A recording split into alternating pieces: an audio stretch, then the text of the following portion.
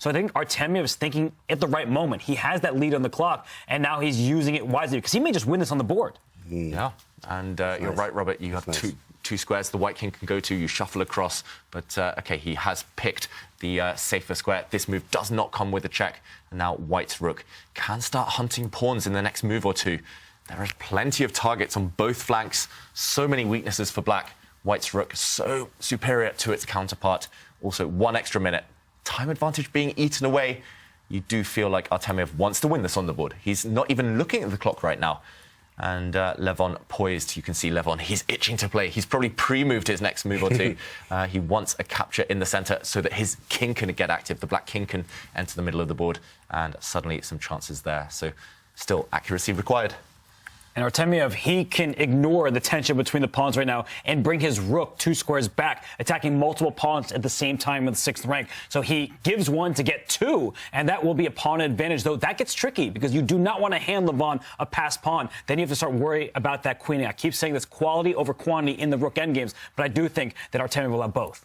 Yeah, look at the clocks, though. Only 15 seconds in it suddenly. This one is going to be a race to the finish. Robert's move on the board, the most natural move on the board, but it took him a long time, and now the black king is going to go active. Nothing for it. You've got to forget the material, forget the pawns, and Levon is banking everything, gambling everything on his pawn running through. Artemiev has stopped it, but only a 1-pawn advantage now. Yeah, but this is just going to come down to the clock. The position might be level, practically still very difficult with that extra pawn and the rook activity. I think in a rapid game, 8 out of 10 times you'd save this, but with a minute on the clock and your opponent out there to flag you, it's still advantage Artemiev. I am a little scared as Levon because, I mean, like, well, Artemiev's getting lower on time. And you know what happens when he gets lower on time. It's been proven in every match he's played that when he gets lower, he gets stronger. So it's a little scary right now. And there's no increment, right? So he is going to flag him. He is up about half a minute, and he has this passed pawn. He can push his pawn to the board and just make a ton of other moves. And Levon, I don't know if he's going to be able to withstand this. He is not a bullet specialist. He's quite great at it, actually. People underestimate him, but Artemiev is better between the two. Artemiev has to win this game to continue his journey in the Chessable Masters. If it ends in a draw, Levon Aronian takes the match. Levon Aronian down to about 53 seconds. He has time to make about 50 moves in the game, and that's kind of easy to squeeze in this kind of a rook-pawn ending.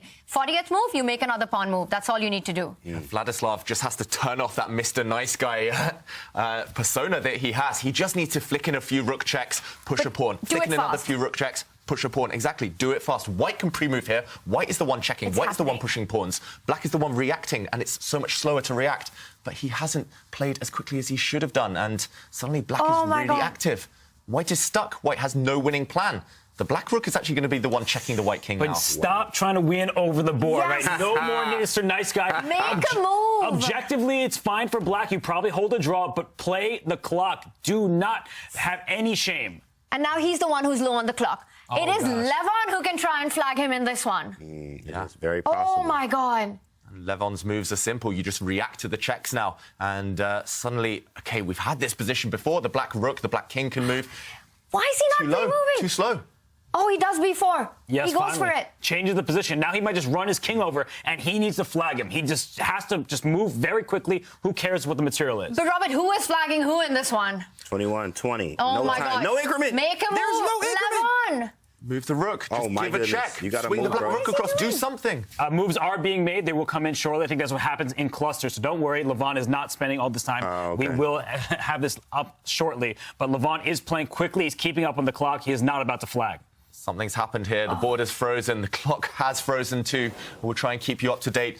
This is the current position. We're watching the analysis board here. Happened? And, OK, the clocks we're not sure about. It's going to end up king versus king with best play. But it's about the clock, of course, not the board.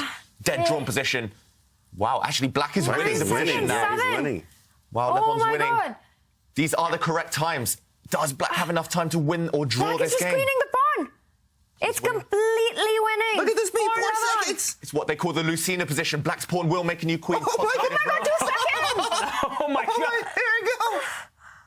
Oh. Look at him celebrating. Oh, my God. What an Armageddon. It was a draw by repetition. They repeated it just in time because Levon was actually down on the clock at the end of the game, but he makes a draw there, and what a save. Wow. Levon Aronian goes through in to the next match. It is the end of the road for Vladislav Artemiev.